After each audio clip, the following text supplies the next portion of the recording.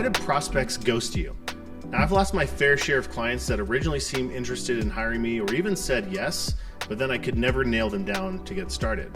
How can it be that people seem like they're interested, but then they vanish, never to be heard from again? I assumed the answer was, I just need to get better at closing deals on the spot. And then that way, they'd have zero chance of actually ghosting me. But no matter how hard I tried, there always seemed to be a really good reason for a client not to close right then and there. They needed to think about it. They wanted to talk it over with a partner. They were waiting on other bids. Their grandson's birthday party was this weekend. Whatever the reason was, right? I'm not a hardcore closer. If anything, I'm an empathetic closer. I don't want to be pressuring people and come across as some kind of slick salesperson. So I thought giving people time to think it over was the right thing to do. And I was right, except after too many people continued to ghost me and I got super frustrated, this question popped into my head. What exactly do they have to think about?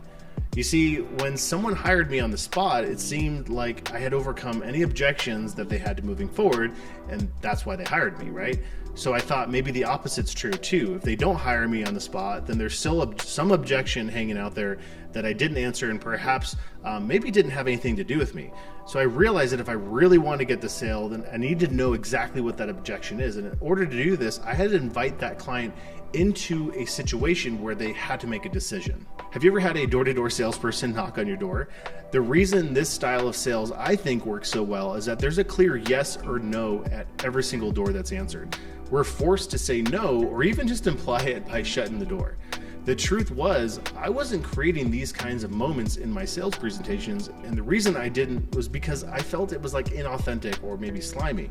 Fortunately, I found some easy phrases that I could use to create this kind of situation and still be the hero. So here are 4 different scripts that you can use to get prospects to talk about their objections and prevent or probably eliminate the chance that they're going to ghost you. Number 1. The which card method. Use this method and be surprised how many people are actually ready to get started with you. You just had to give them permission to do it.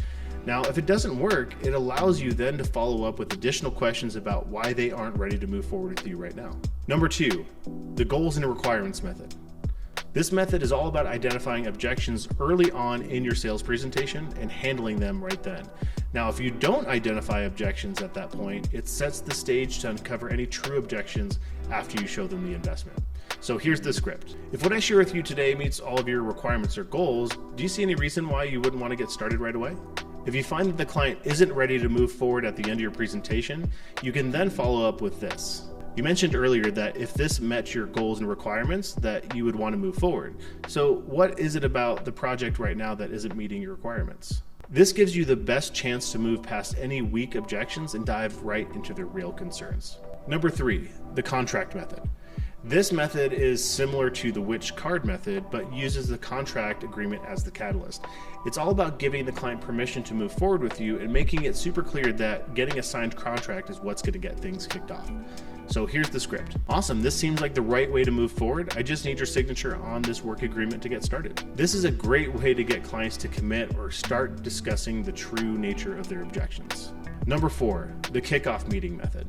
This is one of my favorite strategies to close sales or get the true objections. You can also use this strategy as a fallback after trying any of the other methods. So here's the script. All right, so the next step in our process is to schedule a follow-up meeting. Now this way you'll have a chance to think about it, and we can use that next meeting either to kick off the project if you're ready to get started, or if you still have questions, I can address those before we start the kickoff. This works amazingly well. I mean, think about it. At the point that you use this script, you might have already met with this prospect a few times, and the prospect has already proven to you that they can show up to meetings. So what do you do next? Invite them to another meeting. This meeting will let you start the project or continue the conversation about what's holding them back. And if they're unwilling to schedule this meeting, it creates a situation where you can probe for more objections right on the spot. All 4 of these methods are designed to create a point of decision.